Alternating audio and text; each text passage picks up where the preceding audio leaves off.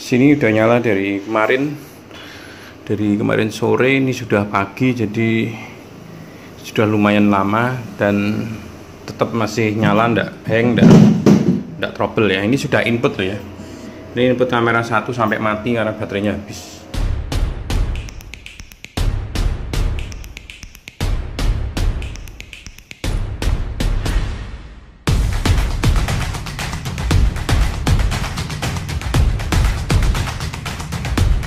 Oke, hari ini kita nyoba streaming sebelum kita kirim. Ini saya bawa kamera mirrorless A5100 sama kabel mini HDMI, itu HDMI panjangnya 10 meter. Kita masih ada banyak stoknya. Kita menuju ke atas dulu. Ini studio mini kita. Ini udah dinyalakan.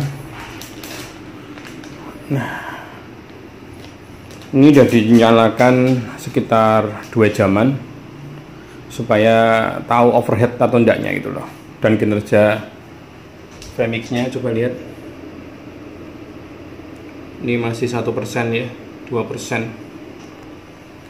Sudah pakai monitor eksternal itu. Dan kayak tadi udah bilang, kita pakai kamera mirrorless yang paling murah, recommended untuk live streaming, yaitu 5100. Sudah clear HDMI nya ya, dan kabelnya kita pakai kabel komputer, kabel micro HDTV to HDTV. Ini kabelnya ini pendek, saya rekomendasi teman-teman, kita pakai beberapa kali untuk live. Kabelnya kecil dan lumayan awet. Ini micro menuju HDMI, jadi tanpa sambungan-sambungan. 10 meter cukup bagus, dan kemarin kita nyoba, kita sambungin sama tambah kabel 15 meter itu masih oke. Tentunya kabel ini untuk acara-acara yang pakai tripod standby ya. Kalau teman-teman mau mobile, moving kamera, baiknya pakai wireless. Wireless sekarang murah kan ya. Kita coba di sini. Sebentar, saya cari tripod dulu kamera ini. Oke, kita akan pakai handphone Samsung S7. S7 ini jelek kamera depannya, jadi kamera depan kalau kualitasnya menurun ya dimaklumi aja ya. Pastikan kamera yang kita mau pakai kondisi mati dulu, terus kita tancap.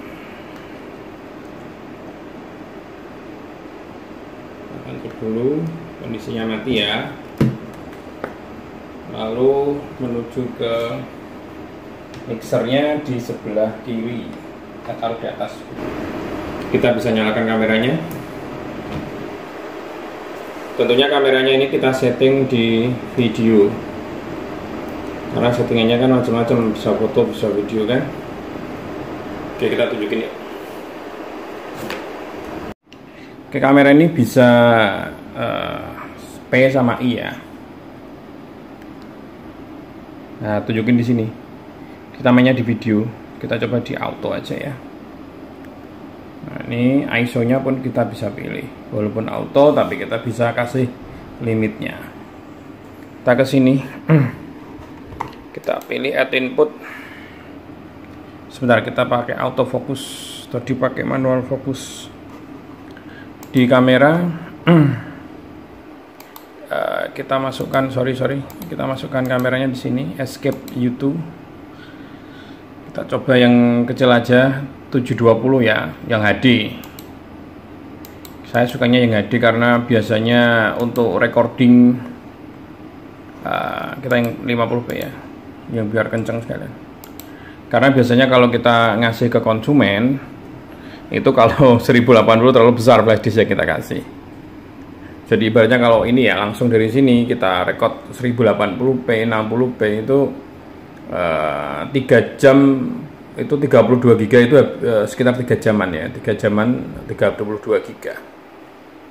Jadi kalau kebutuhan sekarang ini masih di HD. Ini kita taruh ini kameranya ya. udah nyala. Ini backlight, coba saya hidupin sini.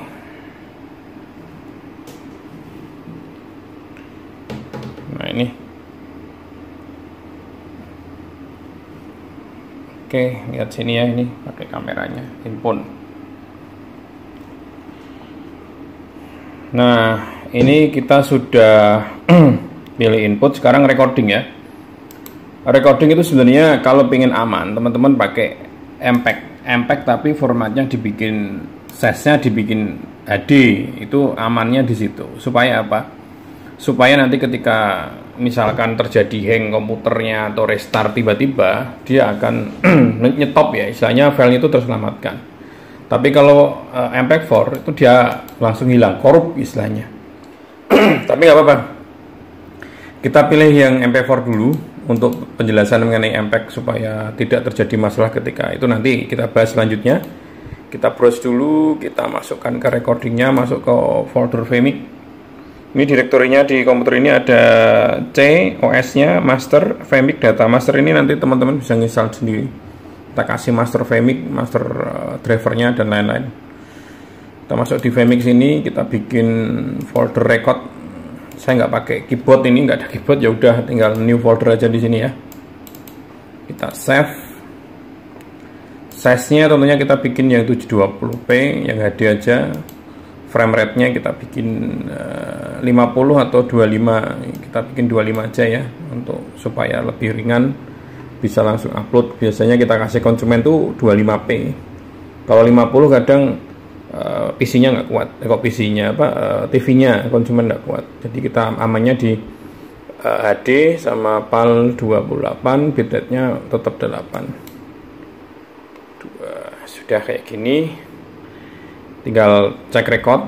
Tapi ini katanya yang pesan ini pengen nyoba streaming sama recording apakah mampu atau enggak dengan spek PC yang kita bikin promo ini.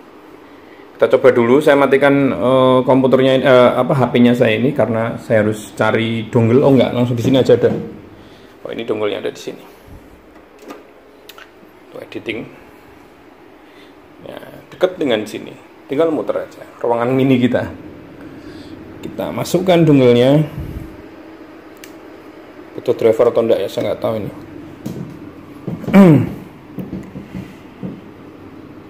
Apakah butuh driver? Oh enggak ya.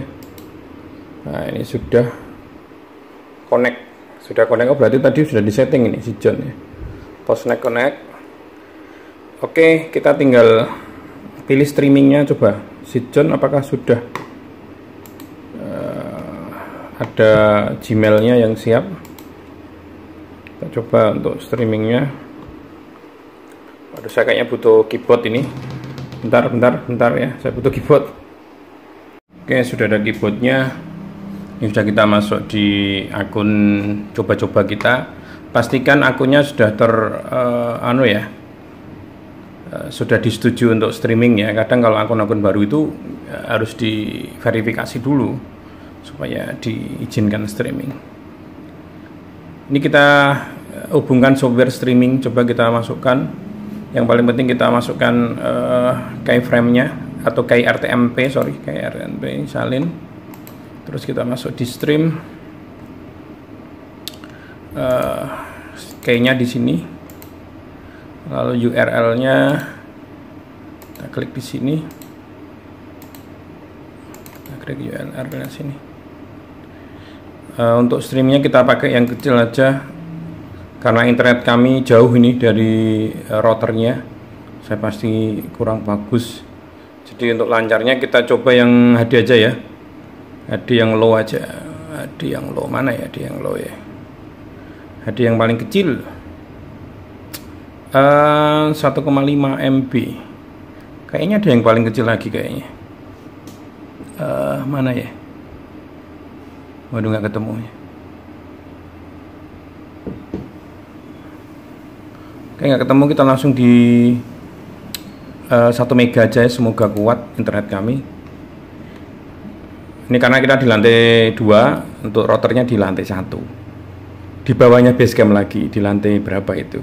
1,5. Kalau sudah kita save ya, Kita save, kita turun di sini. Oke, kita mulai untuk nyoba dua-duanya. Live streaming kita tekan. Itu kita sudah sampai 29% ya, sama rekod. Ya, untuk gambarnya masih halus ya, nggak patah-patah. Kinerjanya di 20 berapa ini, totalnya 38%. Untuk HD semua ya, rekod MP4 HD, streaming juga HD. Oh, ini streamingnya merah terus nih, mantap nih, streamingnya kenceng ini. Kalau yang ini biasanya nunggu statusnya ya. Oh, ini sudah mulai, dia ada sistem buffering jadi agak tertunda. Kayak gini. Coba kita kasih teks jalan ya, teks jalan tickers. Kita default aja bawaannya, kita hanya kasih sampel aja ya.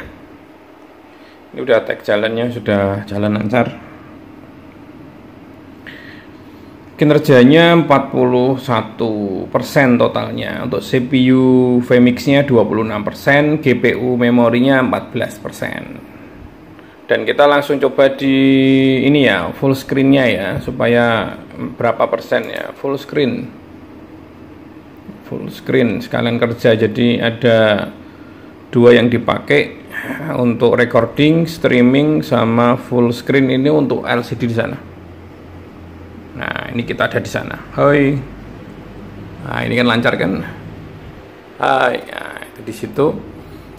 Nah, perut buncit saya kelihatan nih. Nah, ini jadi kelihatan semuanya. Ini sana untuk outnya. Dan kalau misalkan mau sekaligus dicoba ya untuk kinerjanya dimaksimalkan, biasanya untuk live juga di selain live di sini ya, di Facebook, di YouTube juga sekarang biasanya kita buka di Zoom. Live-nya di Zoom biasanya kita butuh eksternal ini. Kita klik eksternal. Nah, ini hidup nyala semua, kinerja totalnya 45%. Untuk GPU-nya 14%. CPU mix-nya 33%, jadi totalnya 43%. Tapi kinerja dari CPU VMix-nya itu cuma 30%. Yang lain GPU ya. GPU itu memori grafiknya. Jadi cukup banyak, masih cukup ini ya, tidak ada 50%-nya. Jadi bisa, logikanya bisa recording, bisa streaming HD di YouTube, Facebook ya, bisa juga extend eksternal ini dibuka di Zoom untuk streaming di Zoom. Wah, ada telepon lagi nih ya, kita cut dulu.